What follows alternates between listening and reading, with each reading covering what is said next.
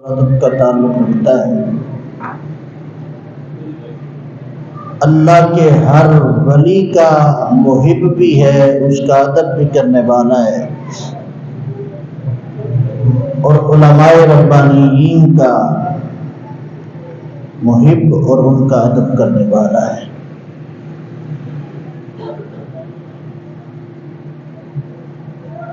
لہذا اگر یہ کہا جائے کہ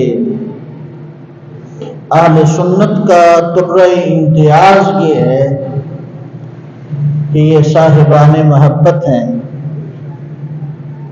یہ صاحبان عشق ہیں، یہ صاحبان ادب ہیں، یہ صاحبان معرفت ہیں، اور یہ خدا سے بھی پیار کرتے ہیں، خدا جس سے پیار کروائے اس سے بھی پیار کرتے ہیں۔ قرآن کریم فرقان حمید کی جو آیت بینہ تلاوت کرنے کا شرف حاصل کیا ہے، اس میں اللہ جل مجدہ کریم نے ارشاد فرمایا: یا ایھا الذین آمنوا اتقوا اللہ وکونوا مع الصادقین۔ اے ایمان والو، تقوی اختیار کرو اور صادقین کے ساتھ ہو جاؤ۔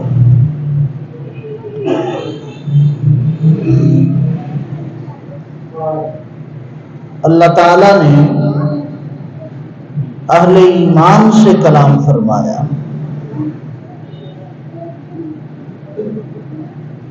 دو کام ایمان والو تم نے کرنے ہیں۔ ایک یہ کہ تقوی اختیار کرنا ہے، اور دوسرا یہ کہ صادقین کا ساتھ اختیار کرنا ہے۔ تقوی کیا ہے؟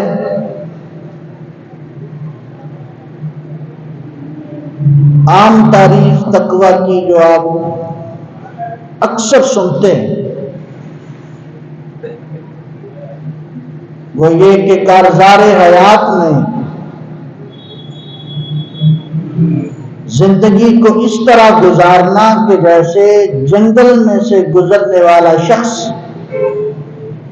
اپنے لباس کو جنگلی جھاڑیوں سے، کانٹوں سے، نقصان پہنچانے والے پودوں سے سمیٹ کر گزر جاتا ہے، اس طرح تم اپنی زندگی سے گزر جاؤ تو یہ تقوی ہے۔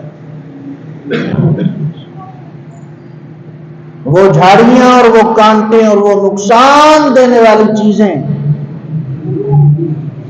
جو تمہارے ایمان کو نقصان پہنچائیں، اسے تار تار کر دیں، ان سے اپنے ایمان کو بچا کر اپنے رب کی بارگاہ میں حاضر رہتے ہوئے اس زندگی کو گزار دو تو تم صاحبان تقوی ہو۔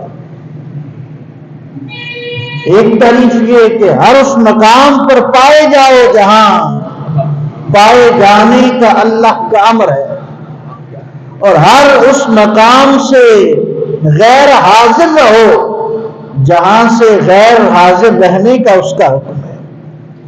یعنی جہاں وہ چاہے وہاں تم موجود رہو، اور جہاں وہ نہ چاہے وہاں تم نظر نہ آؤ تو یہ تقوی ہے۔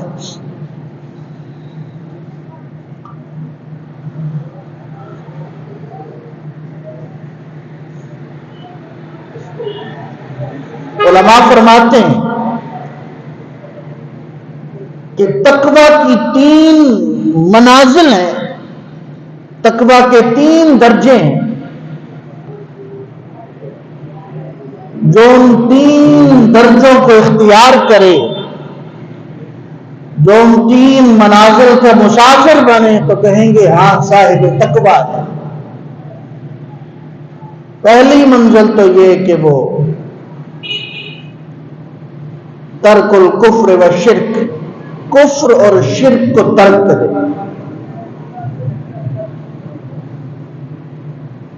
انسان اللہ پر ایمان رکھتے ہوئے بھی بعض اوقات ایسی کیفیات کا شکار رہتا ہے کہ وہ مانگتا تو خدا کو ہے، ایمان تو خدا پر رکھتا ہے، لیکن غلام اپنے نفس کا ہوتا ہے. قرآن کریم نے ارشاد فرمایا کہ ایسے بھی شخص ہیں کہ جو ہوائے نفس کے پیروکار بندے، جو ایمان تو رکھتے ہیں خدا پر لیکن امید رکھتے ہیں دوسروں سے. ایمان لائے خدا پر لیکن ان کی امیدوں کا مرکز اور محور خدا نہیں کوئی اور ہے. تو کہا کہ پہلا درجہ تقویٰ کا یہ ہے کہ کفر اور شرک کو ترک کر دے. اور اس سے مراد ظاہری کفر و شرک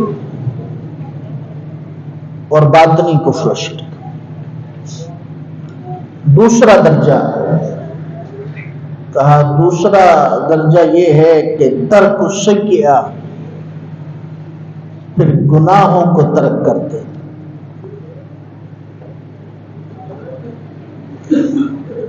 پھر فرمایا کہ تیسرا درجہ یہ کہ پھر شبہ کو ترک شبہ، شبہ کو بھی ترک کر دے. یعنی ایسی چیز جس میں شبہ ہو اسے بھی ترک کر دے، اس کے قریب بھی نہ جائے. اس کی مثال کیا ہے؟ ایک مثال سے بات واضح کرتا ہوں.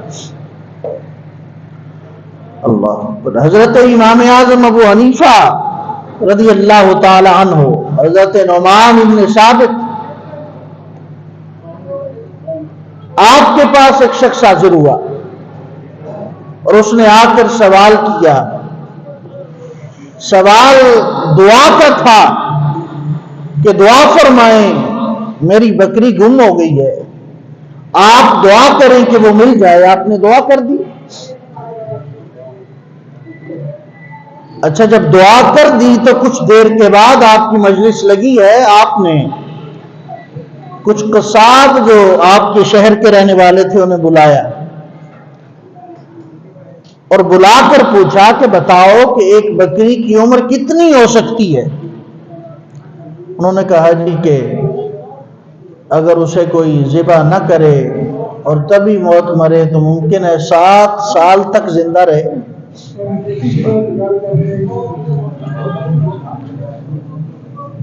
تو جو ایک بکری، جوان بکری تھی،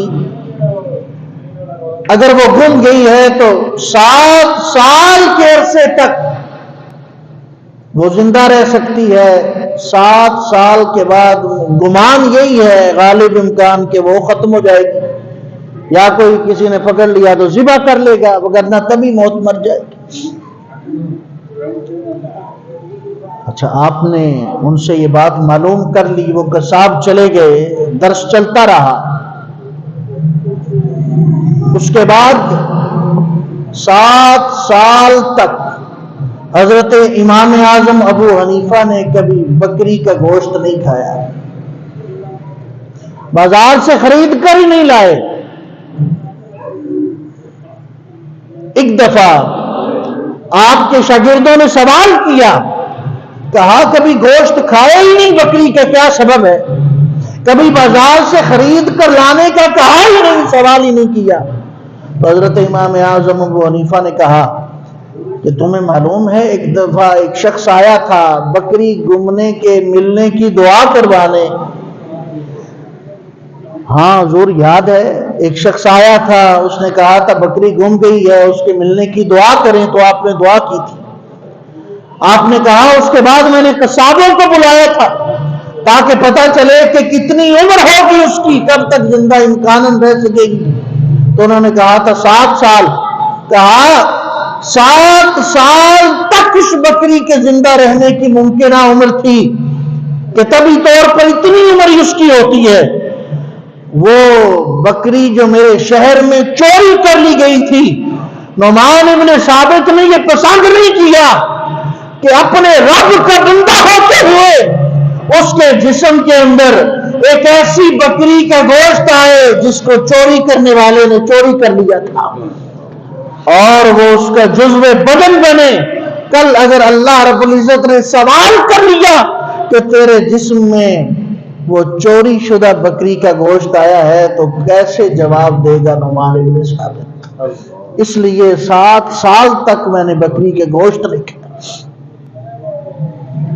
شبہ یعنی ہر بکری جو ذبح ہوتی تھی ان کے شہر میں اس کے بارے میں شبہ پیدا ہو گیا کہ کہیں وہی بکری نہ ہو جو کسی شخص نے چوری کر لی تھی. تو احباب جی قدر ترک شبہ، تقویٰ کا تیسرا درجہ یہ ہے کہ جس چیز میں شبہ پیدا ہو جائے صاحب تقویٰ اسے بھی ترک کر دیتا ہے. تو یہ 3 چیزیں ہیں جو تقویٰ کے درجات میں سے. فرمایا کہ یا ایھا الذین آمنوا اتقوا اللہ، ایمان والو تقویٰ اختیار کرو. وَكُونُوا مَعَ الصَّادِقِينَ، اور پھر صادقین کا ساتھ اختیار کرو. یہ صادقین کون ہے؟ جب لفظ صادقین استعمال کیے جائے تو مفسرین کرام کہتے ہیں بلا شبہ اور بغیر کسی شک و ارتیاب کے جب صادقین کے زمرہ کی بات کی جائے گی تو وہ پہلی ہستی جسے صادقین میں شمار کیا جائے گا وہ بالاتفاق حضرت سیدنا صدیق اکبر کی بات کہ آپ تاجدار صداقت ہیں اور آپ کی شان یہ کہ میں ایک جملہ عرض کرتا ہوں. حضور نبی کریم صلی اللہ علیہ وسلم کا ارشاد گرامی اس کا مفہوم ہے. فرمایا کہ اللہ نے مجھے تعبیر کا علم عطا فرمایا اور مجھے حکم فرمایا کہ محبوب جو آپ کو علم التعبیر عطا کر رہا ہوں یہ اپنے غلام ابو بکر کو سکھا دو. تو حضرت ابو بکر تعبیر کیا کرتے تھے حتیٰ کہ حضور نبی پاک صلی اللہ علیہ وسلم نے ایک خواب دیکھا اور وہ خواب یہ تھا. فرمایا کہ خواب یہ دیکھا ہے کہ ابو بکر تم نے اور میں نے دوڑ لگائی اور میں تم سے 2.5 قدم آگے گزر گیا. کتنے قدم؟ 2.5 قدم. عرض کی یا رسول اللہ میں اس کی تعبیر کروں؟ حضور نے فرمایا ہاں ابو بکر کرو تعبیر. عرض کی یا رسول اللہ آپ مجھ سے 2.5 برس پہلے اپنے رب کی بارگاہ میں حاضر ہوں گے اور یا رسول اللہ میں آپ سے 2.5 برس بعد آپ کی بارگاہ میں حاضر ہوں گا. حضور نے فرمایا تو نے حق کیا. حضرت سیدہ عائشہ صدیقہ رضی اللہ تعالیٰ عنہ آپ نے خواب دیکھا اور دیکھتی ہیں کہ میرے آنگن میں 3 چاند اتر آئے ہیں. حضرت سیدنا صدیق اکبر کو حضور نے فرمایا اس کی تعبیر کرو. حضرت سیدنا صدیق اکبر عرض کرتے ہیں یا رسول اللہ وہ 3 چاند سے مراد ہے کہ عائشہ کے آنگن میں 3 عظیم الشان ہستیاں دفن ہوں گی.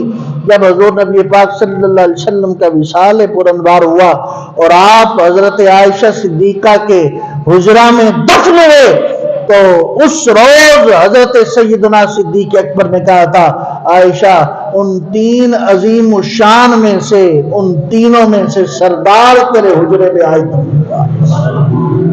حضور نے خواب دیکھا کہ کچھ کالی بھیڑیں ہیں سیاہ رنگ کی اور ان میں سفید بھیڑیں شامل ہونے لگی ہیں اور کچھ دیر گزری سفید بڑھتی گئیں اور آہستہ آہستہ کیفیت یہ ہو گئی کہ سارے کا سارا میدان سفید بھیڑوں سے بھر گیا اور کہیں کہیں خال خال کوئی کالی بھیڑ نظر آتی ہے. فرمایا ابو بکر اس کی تعبیر کرو. عرض کی یا رسول اللہ آپ پر پہلے پہل ایمان لانے والے عرب ہوں گے اور وہ کثرت میں ہوں گے لیکن آہستہ آہستہ عجم کے لوگ بھی ایمان لانے لگیں گے اور جب عجم کے لوگ ایمان لانے لگیں گے تو عرب کم ہوتے جائیں گے، عجمی بڑھتے جائیں گے۔ کالے رنگ کی بھیڑیں عرب کے لوگ ہیں، جو سفید کالوں سے بڑھ گئے وہ عجم کے لوگ ہیں۔ تو علماء کہتے ہیں کہ جو صادقین کا لفظ جب استعمال کیا جاتا ہے تو جو سب سے پہلی ہستی صادقین کے زمرے میں شامل کی جاتی ہے اس کا نام حضرت تاجدار صداقت سیدنا صدیق اکبر۔ حضرت شیخ محقق مجدد الفسانی آپ نے بھی مکتوبات شریف میں یہ لکھا ہے کہ اللہ رب العزت نے نبوت کے بعد ایک خاص مرتبہ بنایا اور اس میں فقط سیدنا صدیق اکبر کو تنہا رکھا ہے۔ اللہ اکبر۔ تو فرمایا کہ تقوی اختیار کرو اور صادقین کے ساتھ ہو جاؤ، سچوں کے ساتھ ہو جاؤ۔ یہ سچے کون ہیں؟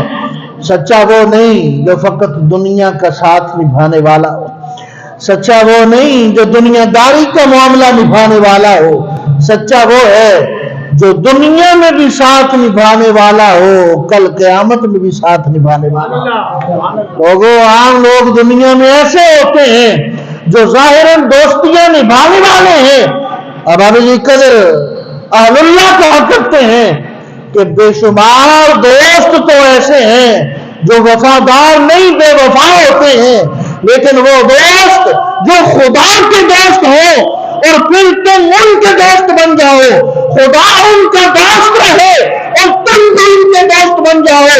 جیسے خدا سچا ہے ان کی دوستی سچی ہے، جب سچوں کے ساتھ ہو جاؤ وہ دنیا میں بھی ساتھ دیتے ہیں، کل قیامت کے روز بھی ساتھ دیتے ہیں۔ ایسے سچوں کے ساتھ مل جاؤ۔ وہ سچے کون ہیں؟ کہا وہ اللہ کے ولی۔ سچے کون ہیں؟ اللہ کے۔ تو دنیا کا دوست ساتھ دے تو کہاں تک دے گا؟ جہاں تک دنیا قائم رہتی ہے اور وہ قبر کی دیواریں ہیں۔ اور جو اللہ کا دوست ہوتا ہے، جو اللہ کا ولی ہوتا ہے اور جس نے اللہ کی طرف متوجہ ہو کر اس سے لو لگا لی ہوتی ہے، وہ دنیا میں بھی ساتھ دیتا ہے، وہ آخرت میں بھی ساتھ دیتا ہے۔ حضرت امام احمد رضا خان فاضل بریلی رحمت اللہ تعالی علیہ، امام اعلیٰ حضرت، آپ ارشاد فرماتے ہیں، آپ فرماتے ہیں کہ ولی وہ ہے کہ جس میں 3 صفتیں پائی جائیں۔ کتنی؟ 3 صفتیں۔ اور ان میں سے پہلی صفت یہ ہے کہ اس کا عقیدہ پکا ہو، عقیدہ سچا ہو۔ ایسا نہ ہو کہ وہ عقیدے میں کمزور ہو، بلکہ کہا کہ وہ اللہ کا ولی ہوتا ہے جس کا عقیدہ سچا ہو اور سچا ہو۔ دوسرا کہا اللہ کا ولی وہ ہوتا ہے کہ جو فاسق معلن نہ ہو، کہ جو ظاہری اعمال شرع پر عمل کرنے والا ہو۔ ایسا نہ ہو کہ جب نماز کا وقت آئے تو وہ کہے میں مکے نماز پڑھتا ہوں، نہیں اللہ کی بارگاہ میں سجدہ ریز نظر آئے۔ ایسا نہ ہو کہ جب قرآن پڑھنے کا معاملہ ہو تو وہ کہے کہ ہم پڑھے پڑھائے ہیں، نہیں، وہ اللہ کے قرآن کو پڑھنے والا ہو۔ کہا تیسرا وصف ولی کا یہ ہے کہ وہ قرآن کا کم از کم اتنا علم رکھنے والا ہو کہ وہ مسائل شریعہ کو قرآن سے خود بخود سمجھ لے۔ ایسا نہ ہو کہ اس کے سامنے قرآن پڑھا جائے تو اسے معلوم ہی نہیں ہے کہ یہ کیا پڑھا جا رہا ہے، اس کا معنی کیا ہے، احکام شرع کیا ہے۔ فرمایا اگر شریعت کا عالم نہیں تو اللہ کا ولی نہیں بن سکتا، اگر قرآن کا عالم نہیں ہے تو اللہ کا ولی نہیں بن سکتا، اگر نیکوکار ظاہراً اعلانیہ فسق نہیں کرتا تو وہ اللہ کا ولی ہوتا ہے، اور جو اعلانیہ احکام شرع کی مخالفت کرتا رہے وہ اللہ کا ولی نہیں ہوتا۔ اسی طرح جو عقیدے میں کمزور ہو وہ اللہ کا ولی نہیں ہوتا، بلکہ اللہ کا ولی وہ ہوتا ہے جس کا عقیدہ توحید بھی پختہ ہو، جس کا عقیدہ رسالت بھی پختہ ہو، جو خدا کو ایسے مانے کہ وحدہ لا شریک مانے، اور محمد مصطفیٰ کو ایسے مانے کہ خدا کے بعد سب سے بزرگ برتر مانے۔ اللہ اکبر، وہی اللہ کا ولی ہوتا ہے۔ حضرت خواجہ معین الدین چشتی اجمیری رحمت اللہ تعالی علیہ، آپ نے 3 نشانیاں اللہ کے ولی کی بیان کی۔ آپ ارشاد فرماتے ہیں کہ جو اللہ کا ولی ہوتا ہے، جس نے اپنی لو اپنے رب سے لگا لی ہوتی ہے اور جس کا تعلق اپنے رب سے بن جاتا ہے، اس کی 3 نشانیاں یہ ہیں کہ وہ، سب سے پہلی نشانی کہ وہ سورج کی طرح فیض دینے والا ہے۔ فیض لینے کے لیے اسے تلاش نہیں کرنا پڑتا، بلکہ جس طرح سورج ہر کس و ناقص کو اپنی روشنی پہنچا رہا ہے، اللہ کا ولی اس طرح فیاضی سے فیض دینے والا ہے۔ دوسرا فرمایا وہ دریا کی طرح سخی ہوتا ہے۔ دریا کی طرح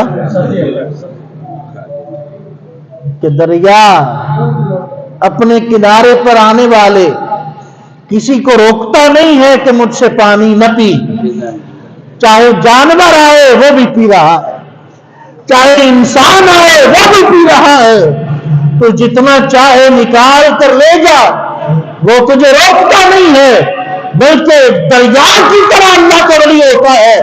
جیسے ہر مخلوق دریا سے فیضیاب ہوتی ہے، اسی طرح اللہ کا ولی اپنی بارگاہ میں آنے والے کو فیضیاب کیا کرتا ہے۔ اور تیسرا وصف وہ مٹی کی طرح عاجز ہوتا ہے، اس میں کبر و نخوت نہیں ہوتا، اس میں تکبر نہیں ہوتا، بلکہ وہ مٹی کی طرح عاجز ہوتا ہے۔ جیسے مٹی کو آپ چاہے اکھاڑ دو، چاہے اس پر بڑی بلند و بالا بلڈنگز بنا دو، چاہے اس پر جتنا مرضی وزن لاد دو، چاہے اسے اکھاڑ دو، چاہے اسے اٹھا کر کسی اور جگہ لے جاؤ، مٹی یہ سوال ہی نہیں کرتی کہ مجھے کیوں اکھاڑ رہے ہو۔ اس طرح اپنے رب کی بارگاہ میں اللہ کا ولی عاجز ہوتا ہے، اس کی طرف سے جو تکلیف آتی ہے برداشت کرتا ہے۔ بالکل اسی طرح وہ اپنی تکلیف کو نہیں دور کرتا، بلکہ قضا کی چھری جب چلتی ہے اور اس کی طرف سے چاہے مشکل آئے چاہے آسانی آئے، اسے قبول کرتا ہے اور اپنی طرف آنے والی مشکل کو خود اپنی صورت کے لیے دعا کر کے وہ دور نہیں کرتا۔ اس طرح جیسے کلہاڑی ہر لکڑی کو کاٹتی ہے، اپنے دستے کو نہیں کاٹتی، اس طرح اللہ کا ولی چاہے اس کی طرف سے مشکل آئے، چاہے اس کی طرف سے آسانی آئے، اس کی طرف سے جیسا امتحان آئے اسے قبول کرتا ہے، اور عاجزی میں مٹی کی طرح ہوتا ہے۔ اس کو کوئی گالی دے دے آگے سے اس کا مواخذہ نہیں کرتا، اس کے ساتھ کوئی زیادتی کر دے اپنے رب کے لیے اسے معاف کرتا ہے۔ جب 3 وصف کسی ایک شخص میں آ جائے تو کہا جائے گا ہاں اسے اللہ کا ولی کہا جاتا ہے۔ اللہ، اور جس میں یہ وصف نہ ہو، جس میں تکبر نظر آئے، جس میں نخوت نظر آئے، جس میں نفرت نظر آئے، جس میں لوگوں کو دھتکارنا نظر آئے، امیر ہو تو پاس بٹھایا، غریب ہو تو دور کیا، وہ شخص اللہ کا ولی نہیں ہوتا۔ اللہ کا ولی وہ ہوتا ہے جس کے لیے امیر اور غریب برابر ہے، اس کے ہاں قدر اس کی ہے جو اللہ تعالیٰ کی بارگاہ کا تقوی اختیار کرنے والا ہے۔ آپ کہیں گے کہ اگر ایک بندہ خود تقوی اختیار کرتا ہے، وہ جو 3 درجے بیان کیے انہیں اختیار کرتا ہے، تو اس شخص کو کیا ضرورت ہے پھر وہ کسی سچے کے پاس جائے، کسی صادق کے پاس جائے، صادقین کا ساتھ اختیار کرے۔ اور افائز کی مثال ایسے کہتے ہیں ایک شخص کے پاس بھینس ہے، اس کی خدمت کرتا ہے، اسے چارہ ڈالتا ہے، سردی گرمی میں اس کا خیال کرتا ہے، دھوپ چھاؤں میں اس کا خیال کرتا ہے، پھر اس کا دودھ دوتا ہے اور دودھ اپنے پاس رکھتا ہے اور وہ چاہتا ہے کہ دہی لگ جائے۔ احباب چاہے وہ بھینس کا خیال رکھے، چاہے اسے وہ چارہ کھلاتا رہے، گرمی سردی کا خیال کرتا رہے، اس کے خیال کا سارا معاملہ کرتا رہے اور اس کا دودھ دوتا رہے، اسے صاف برتن میں ڈالے رکھے تو اس دودھ کا خیال رکھا رکھے، لیکن جب تک جاگ نہیں لگاتا تب تک وہ دہی نہیں بنے گا۔ ارے بندہ چاہے نیکیاں کرتا رہے، چاہے وہ تقوی اختیار کرتا رہے، نمازیں پڑھتا رہے، لیکن ان ساری نمازوں کے بعد، اس سارے سلسلے کے بعد اسے جاگ لگانے کی ضرورت پڑتی ہے، اسے صحبت کی ضرورت پڑتی ہے، اسے توجہ اللہ کی ضرورت پڑتی ہے، اس کو دل کی صفائی کی ضرورت پڑتی ہے۔ اور دل کو صاف کیسے کیا جاتا ہے؟ کہا بھئی تم اگر اللہ کے ولی کی بارگاہ میں آؤ گے، تم آؤ گے ولی کی بارگاہ میں، چہرہ دیکھو گے اللہ کے ولی کا، ذکر اللہ، چہرہ اللہ کے ولی کا دیکھو گے، یاد تمہیں خدا ہے۔ حضرت حنظلہ کی وہ حدیث پاک آپ سنیں، اس پر دلیل۔ حضور جب آپ کی بارگاہ میں رہتے ہیں طبیعت بڑی حساس بساس رہتی ہے، بڑا لطف و سرور رہتا ہے، یا رسول اللہ بڑا کیف کی مستی رہتی ہے، لیکن حضور جب آپ کی بارگاہ سے چلے جاتے ہیں، جب مدینے کی گلیوں میں چلے جاتے ہیں، جب کھیتوں کھلیانوں میں چلے جاتے ہیں، جب آپ کی بارگاہ سے اٹھ کر چلے جاتے ہیں، پھر وہ کیفیت نہیں رہتی، وہ سرور نہیں رہتا، وہ لطف نہیں رہتا۔ تو محبوب کریم صلی اللہ علیہ وسلم نے ارشاد فرمایا اگر وہی کیفیت تمہاری ہر وقت رہے تو پھر تمہارا حال یہ ہو کہ تم گلیوں میں چلو اور اللہ کے فرشتے تمہیں مصافحہ کرنے کے لیے انتظار کریں۔ تو بھائی معنی یہ ہے کہ ظاہراً کسی کی بارگاہ میں آنا ضروری ہے، وہ دیتا ہر کسی کو ہے، عطا ہر کسی کو کرتا ہے، مسجدیں ساری اسی کی ہیں، لیکن مسجد حرام الگ ہے، مسجد نبوی الگ ہے، اسی طرح بے زمین ساری اللہ کی ہے، لیکن وہ مقام جہاں اللہ اللہ کرنے والے ہوں اس مقام کا مقام بڑھ جاتا ہے۔ پھر وہاں جا کر جو اس سے جوڑنے کی کوشش کرتا ہے تو وہ کہتا ہے تو میرے بندے کی بارگاہ میں آیا اس لیے نہیں آیا کہ دنیا ملے، بلکہ آیا اس لیے ہے کہ مجھے اس بندے کے رب سے ملاقات کرنی ہے۔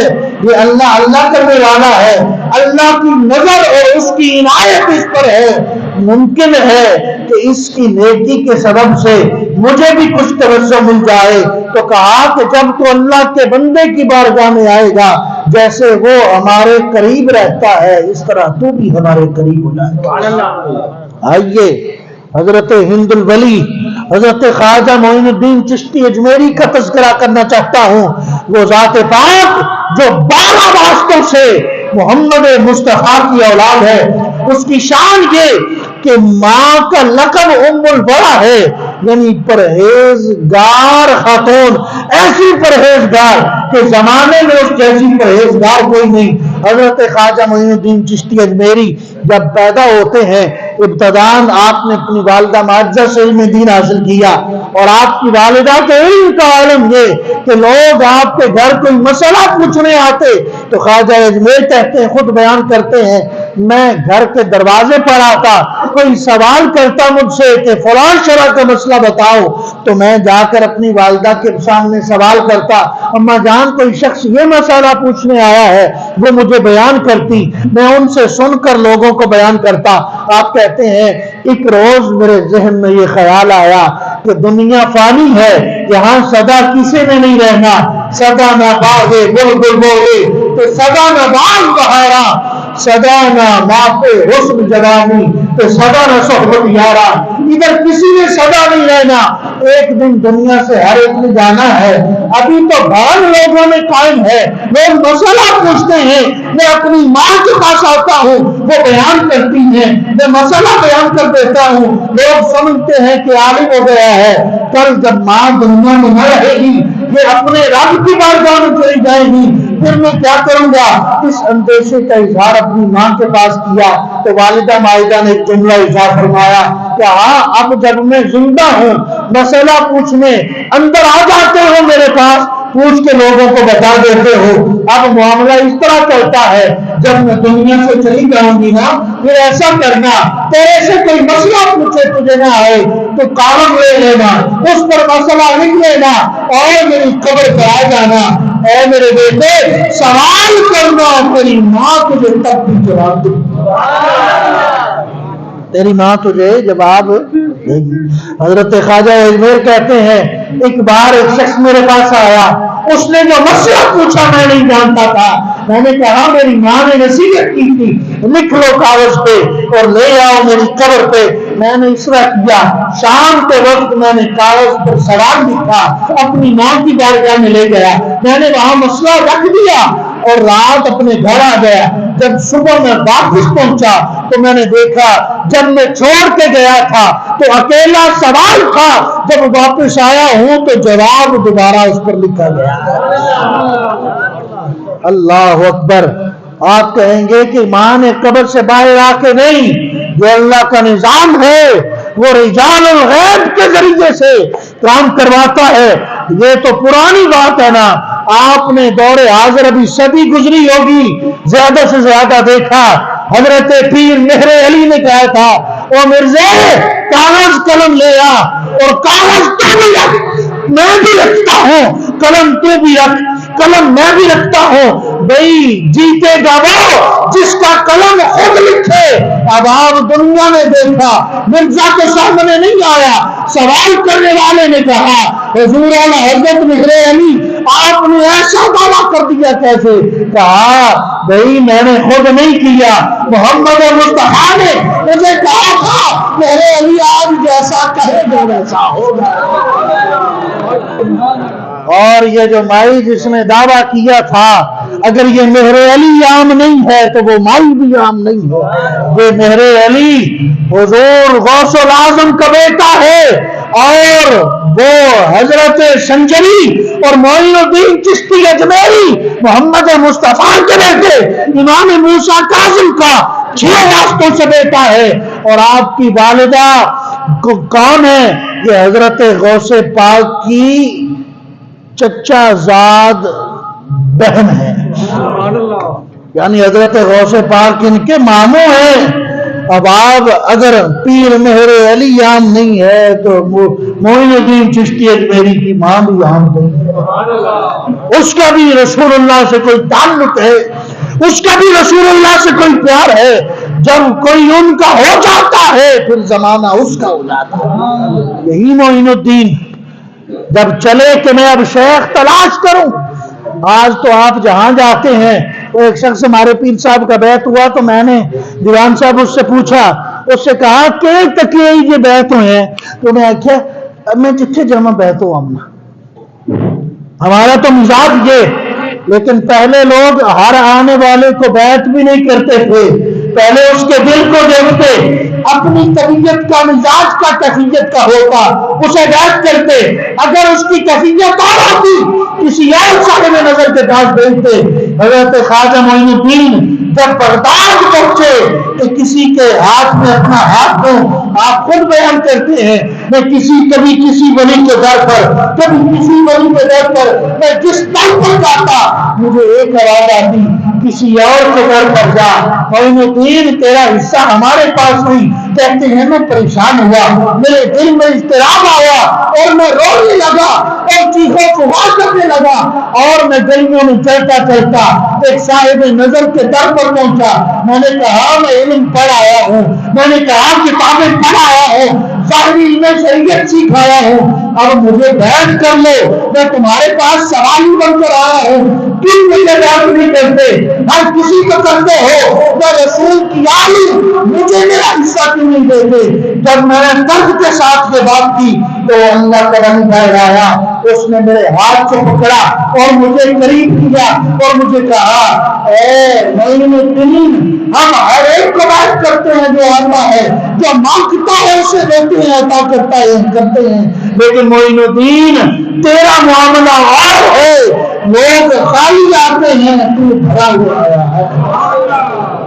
لوگ خالی آتے ہیں ہائے ہائے ہائے ہائے، میاں صاحب نے کہا جے رب دل دیاں اکھاں دے وے، سبحان اللہ، جے رب دل دیاں اکھاں دے وے تے ہوئے چانن نور ولیاں نو سب نظری آوے، کیا میرے کیا نور۔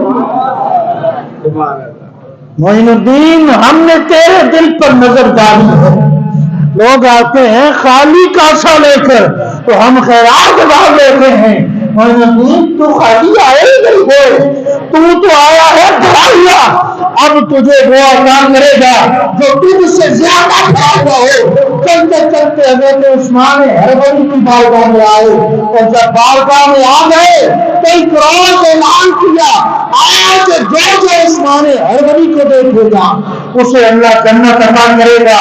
کہا رسول اللہ کی امت ہو اور فقط میں اکیلا جنت چلا جاؤں، نہیں، آج رات اعلان کروں گا، پر کو جاؤں گا، گلی گلی میں جاؤں گا اور اعلان کروں گا، صبح میرے شہر کی بارگاہ میں آ جانا، جو اسے دیکھے گا وہ جنتی ہوگا۔ جب صبح ہوئی اکیلا معین الدین نہیں ہے بلکہ سارا شہر امت آیا ہے۔ کہا معین الدین یہ کیا کیا؟ میں نے کہا تھا خود آنا، تم سارے شہر چلے آئے ہو۔ کہا اے میرے پیارے، اگر تجھے تکنے سے خدا یاد آئے، اگر تیرے تکنے سے لوگ کفر چھوڑے، لوگ گناہ چھوڑے اور اپنے رب کی بارگاہ میں آ جائے، اگر تیرے تکنے سے لوگوں کا دل صاف ہو اور تیرے تکنے سے انہیں خدا نظر آئے، اگر تیرے تکنے سے لوگ گناہ چھوڑ کر خدا کی طرف آئیں اور پھر دوزخ سے نکل کر جنت جائیں، پھر معین الدین اکیلا جنت کیوں جائے؟ پھر یہ امت محمدیہ ساری کیوں نہ جنت جائے؟ جہاں جہاں تک میری آواز آئے، اب قدر پھر یہ مقام ملتا کیوں ہے؟ جو عشق میں گرفتار ہوا، جس نے خود کو اس میں فنا کیا، پھر دنیا اس میں فنا ہو گئی، جس نے اپنے آپ کو اس کی ذات میں مگن کر لیا، پھر کائنات اس کی دیوانی ہو گئی۔ آج اب قدر لوگ فیس بک استعمال کریں، ٹک ٹاک کریں، کہتے ہیں جو 6 لاکھ فالوور ہیں، لیکن اب آج کوئی مر جائے، کوئی فالوور کسی کے جنازے پہ نہیں آتا، یہ کیا رنگ ہے؟ 1000 سال گزر گیا، معین الدین دنیا سے چلا گیا، لیکن کیفیت یہ ہے اس کے گنبد پر آج بھی روشنیاں جلملا رہی ہیں، اور 4 گانگ عالم میں اس کا ڈنکا بج رہا ہے، اس کا نعرہ لگ رہا ہے اور قیامت تک لگتا رہے گا۔ حدیث پاک کو دلیل بنا کر آپ کے سامنے پیش کرتا ہوں۔ کہا محبوب نے اول زمرۃ تلج الجنہ، پہلے جو خوش نصیب جنت میں جائیں گے، صورتہم علی صورت القمر لیلۃ البدر، ان کے چہرے ایسے چمک رہے ہوں گے جیسے 14ویں رات کا چاند چمک رہا ہوتا ہے۔ احباب وہ جن کے قیامت کے روز چہرے چمکیں گے، ان کے روزے کو دیکھو تو آج بھی چمک رہا ہے۔ دعا ہے اللہ کریم ان اولیاء سے محبت نصیب فرمائے۔ وآخر دعوانا الحمدللہ۔